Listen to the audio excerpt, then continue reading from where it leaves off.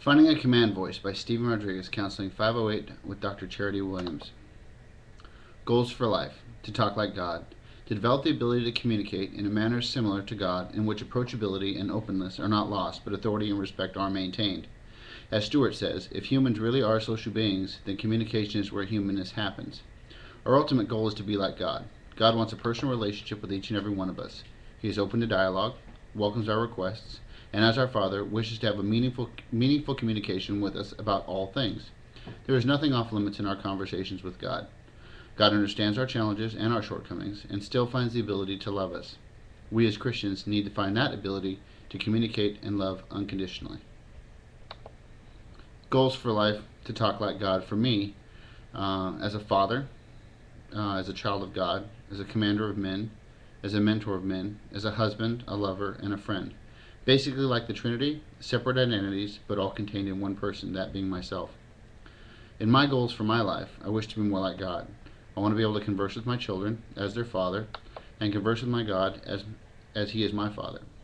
I wish to have strength to lead my men, and allow them to find confidence in my words, while also allowing them to understand my concern for their well-being.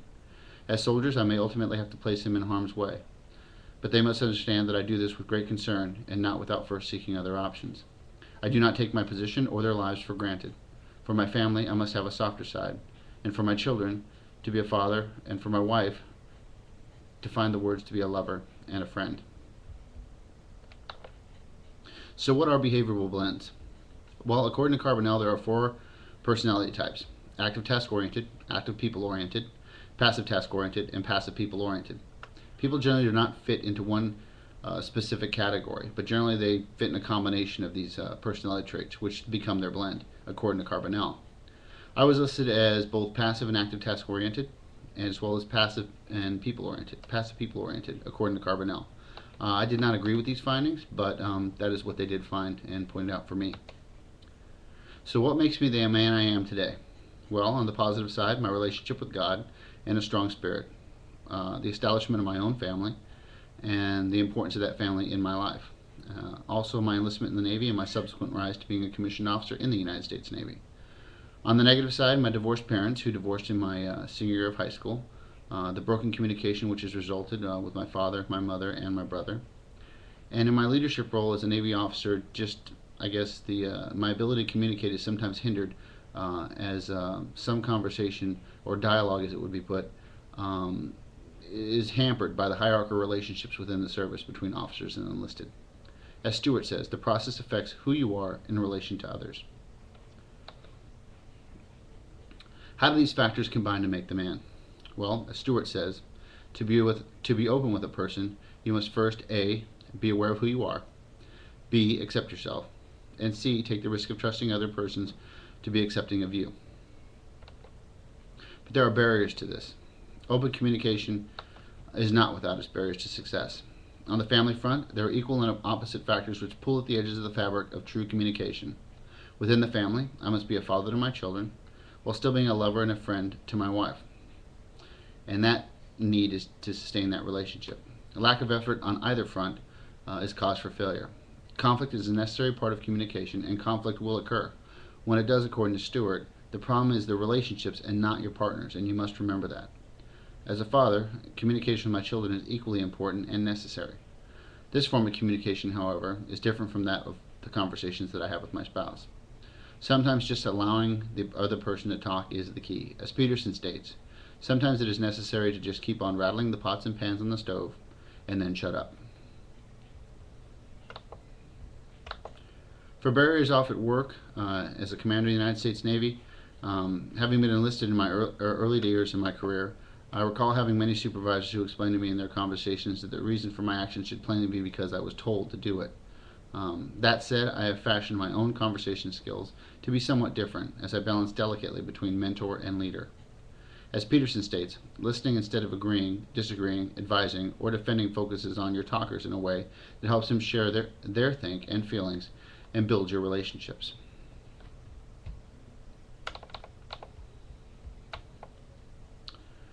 In conjunction with barriers, you'll find chatter, and we must filter out the chatter in order to arrive at true communication and dialogue. At home, in the communication with my family I must be able to communicate effectively with my spouse and my children on differing planes, but with similar enthusiasm. One cannot forget the importance of communication with one's spouse and exchange that communication for communication with the family. They're totally different entities. Each should be separate unto themselves. Bills, small emergencies, work-related stress, and the desire for personal time continue to vie for position in the realm of family communication. But these need to be separated as chatter in an effort to achieve true communication, because chatter is just what they are. These items need to become the background noise to the true communication which must be fostered in order to grow. Intimacy also cannot be foregone. Solomon Declan posited that intimacy in enduring romantic relationships is determined by the level of commitment and positive, effective cognitive and physical closeness one experiences with a partner in reciprocal. Intimacy is therefore viewed as a multidimensional concept consisting of the ability to trust one another and share thoughts, feelings, sexual relations, closeness, and friendship. For chatter on the work side, the daily taskings which funnel down from communications from military installations are constant and ever-changing. Message traffic, as we like to call it, maintains a constant hum in the background of military communications, as we as leaders must wade through the unnecessary to find the necessary and the important. Higher commands put out taskings for their leaders in the field, and for the most part we work to complete these tasks as soon as possible. In conjunction with these taskings, we as leaders must look out for those who work in our commands.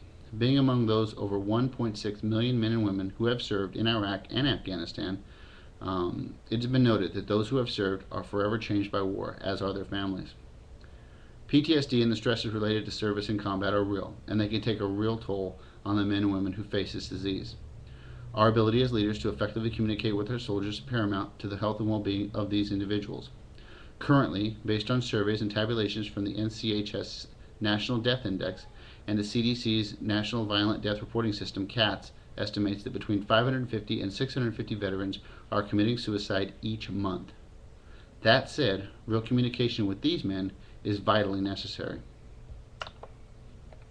So what's my plan of action? Well, my plan of action is to foster teamwork and coordination both in my personal life and my military life. To divide and conquer responsibilities and not take anything, and do not take on everything. Make time to communicate, and make the most of downtime and dead time in order to further engage and foster communication growth instead of allowing stagnation, or as Peterson says, flat brain syndrome to occur. So how then does one attain real communication? Well, in an effort to achieve real communication, collaboration and willingness to engage others is equally necessary. Communication must be give and take between partners, and a real time must be put aside to effectively work at that communication. So what's the plan of action? Well, at work, I will continue to strive to work for a balance between what is in order and what can be achieved through true communication. There are specific times in which orders must be given and followed, and other times in which dialogue can't take place. No matter the situation, however, supportive climates can be achieved over defensive climates if proper communication is utilized. For the plan of action for home, well, at home I will work to ensure that communication is maintained and fostered at both levels, and that one is not substituted for the other. One cannot forget that intimacy, at least at some level, must be maintained if the marriage is to survive after the children have departed the household. Allowing one to suffocate the other will lead eventually to the demise of the marriage. This will take a coordination of effort on both levels, work and home.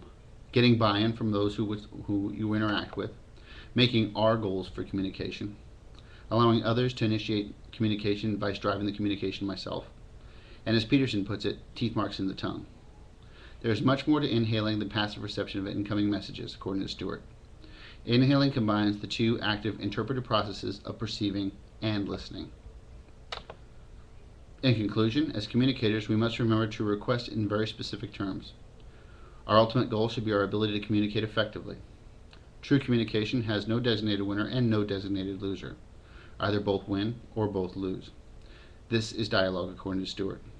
As Luke 18:14 states, "For all who exalt themselves will be humbled, but all who humble themselves will be exalted."